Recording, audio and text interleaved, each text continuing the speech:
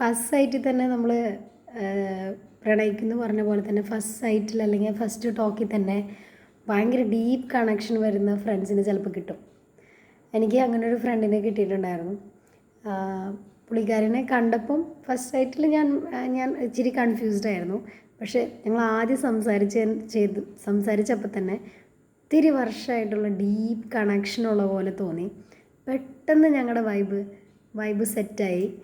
പിന്നെ എന്താ പറയുക, ഒരു മുഖവുരകളും വേണ്ടാത്തൊരു ഫ്രണ്ട്ഷിപ്പായിരുന്നു. വളരെ രസമായിരുന്നു പുള്ളിക്കാരുടെ കൂടെയുള്ള എല്ലാ മൊമെൻറ്റ്സും. ഞാൻ റിയലി എൻജോയ് ചെയ്തു. ഏറ്റവും വലിയ പ്രത്യേകത എന്ന് വെച്ചാൽ പുള്ളിക്കാരി ഒരിക്കലും എന്നെ ജഡ്ജ് ചെയ്തിട്ടില്ല. ജഡ്ജ്മെൻറ്റിലല്ലാത്ത ഫ്രണ്ട്സിനെ കിട്ടുക എന്നുള്ളതാണ്. ഞാൻ കെട്ടിച്ചടാന്ന് പറഞ്ഞാൽ പുള്ളിക്കാരും കെട്ടിച്ചടാന്ന് പറയും. ആ ടൈപ്പ് വൈബായിരുന്നു.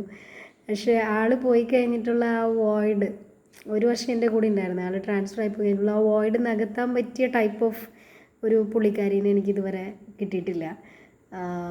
ഒത്തിരി എനിക്ക് മിസ് ചെയ്യുന്ന ആളാണ്. പക്ഷേ എനിക്ക് എന്ത് ആവശ്യം ഉണ്ടെങ്കിലും എനിക്ക് വിളിക്കാം. എൻ്റെ അടുത്തേക്ക് എനിക്ക് എന്ത് ബുദ്ധിമുട്ടുണ്ടെങ്കിലും എൻ്റെ അടുത്തേക്ക് ഓടി വരും. അപ്പം എനിക്ക് പറയണമെന്ന് വെച്ചാൽ ചിലപ്പോൾ നമുക്ക് ഒത്തിരി പ്രായമൊക്കെയുമ്പോൾ നല്ല ഫ്രണ്ട്സിനെയൊക്കെ കിട്ടാൻ ഭയങ്കര ബുദ്ധിമുട്ടാണ്, കാരണം ഡീപ്പായിട്ടുള്ള ഫ്രണ്ട്സിനെയൊക്കെ. പക്ഷേ എന്തോ ദൈവാനുഗ്രഹം കൊണ്ട് നമ്മുടെ ഓരോരുത്തരും ജീവിതത്തിൽ കറക്റ്റ് സമയത്ത് ഓരോ മാലാഖമാരോ ദൈവം വിടുന്നു പറയണില്ലേ, അതുപോലെ എൻ്റെ ആ ഒരു വർഷം അവൾ മനോഹരമാക്കി. I love her so much and I miss her. I love you Jaya.